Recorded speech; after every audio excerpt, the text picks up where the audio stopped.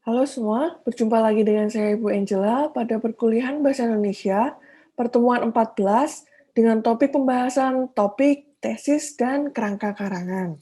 Mari kita bahas lebih lanjut. Kita awali dengan pembahasan apa pentingnya Bahasa Indonesia pada pendidikan di perguruan tinggi. Jadi seperti kita tahu, bahasa Indonesia merupakan sebuah alat komunikasi. Tetapi tidak hanya sekedar alat komunikasi, karena bahasa Indonesia juga mengutamakan segi rasa, karsa, cipta, serta pikir baik secara etis, estetis, dan logis. Jadi mengutamakan juga perasaan dan juga segi keindahan, segi nalar kita. Berkaitan dengan hal tersebut, bahasa Indonesia dipelajari di perguruan tinggi agar mahasiswa mampu berpikir dan berucap dalam konteks ilmiah dan akademis, salah satunya melalui karangan ilmiah. Jadi diharapkan mahasiswa mampu memproduksi komunikasi dalam konteks ilmiah dan akademis, baik dalam bentuk lisan dan tertulis. Nah, jika tertulis, bentuknya adalah dalam bentuk karya ilmiah, penulisan karya ilmiah yang akan kalian hasilkan sebelum kalian lulus dari kampus ini. Jadi merupakan salah satu syarat untuk lulus dari perguruan tinggi. Nah, kita akan awali dengan topik. Topik adalah salah satu hal penting dalam penulisan karya ilmiah. Topik merupakan pokok pembicaraan, pokok pembahasan, pokok permasalahan, atau masalah yang dibicarakan. Jadi pokoknya itu apa? Ciri khas topik terletak pada permasalahan yang bersifat umum dan belum terurai. Contohnya, putus sekolah, pengangguran, kenaikan harga, keluarga berencana, dan lain-lain. Jadi topik itu sifatnya masih umum dan biasanya hanya berupa frase kata. Ya. Selanjutnya, judul merupakan penjabaran dari topik. Nah, ketika kalian menuliskan judul dalam sebuah karya ilmiah atau mungkin dalam karangan-karangan yang lain, judul merupakan penjabaran dari topik. Ya, tetapi terkadang judul itu sama juga dengan topik.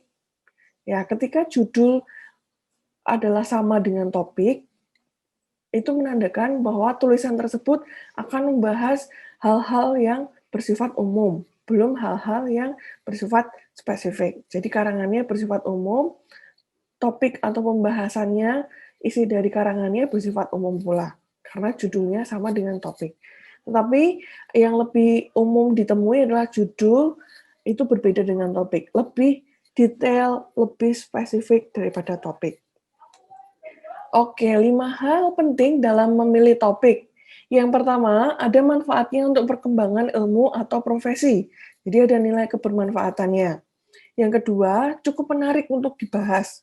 Jadi topik itu menarik bagi pembaca.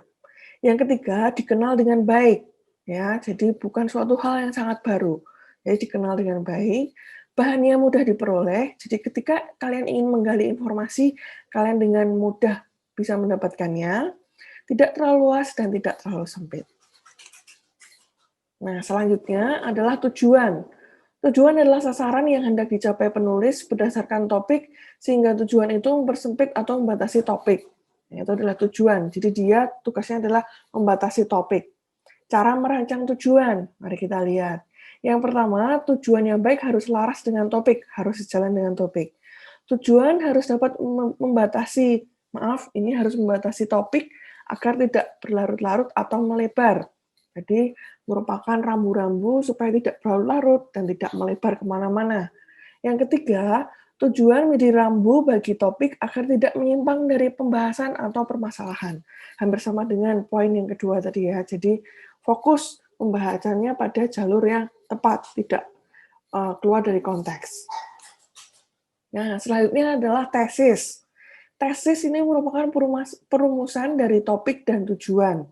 Tetapi tesis ini lebih menonjolkan topik daripada tujuan. Ya, dengan maksud penulis karangan ilmiah melakukan analisis, interpretasi, dan sintesis dari topik tersebut.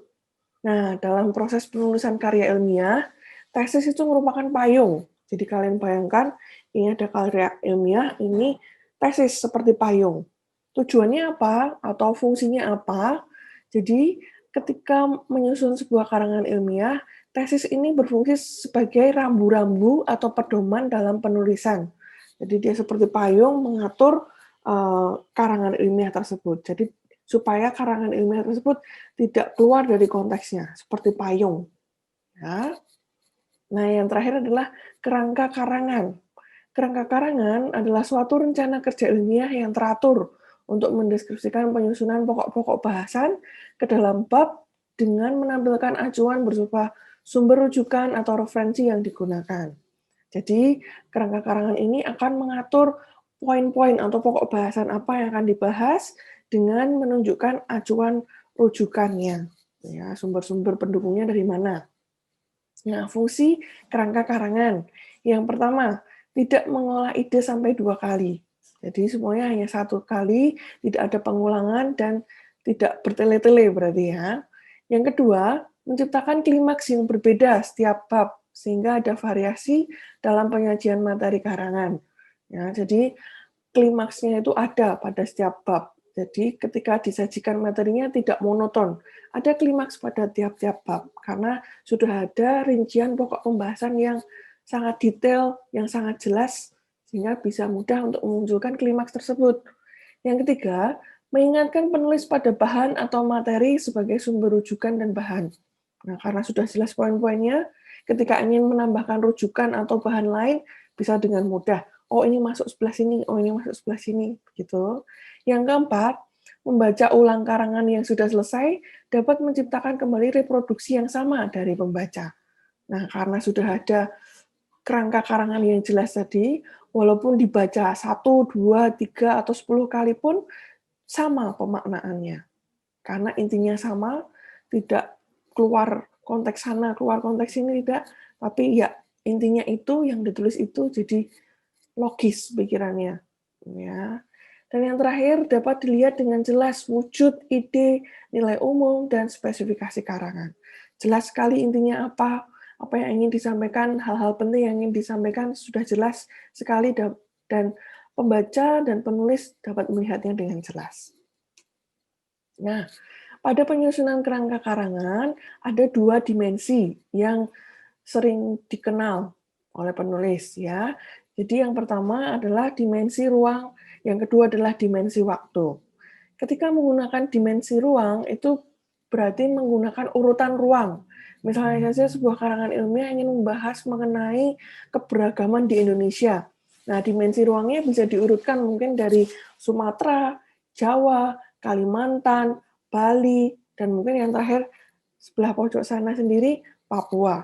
Nah, itu dimensi ruang, mengurutkan berdasarkan ruang. Nah, jika dimensi waktu, berarti mungkin diurutkan dari yang paling lama sendiri.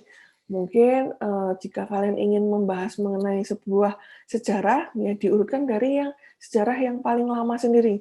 Misal dari tahun 1945, lalu 1980, 1990, 2000, dan yang paling terkini.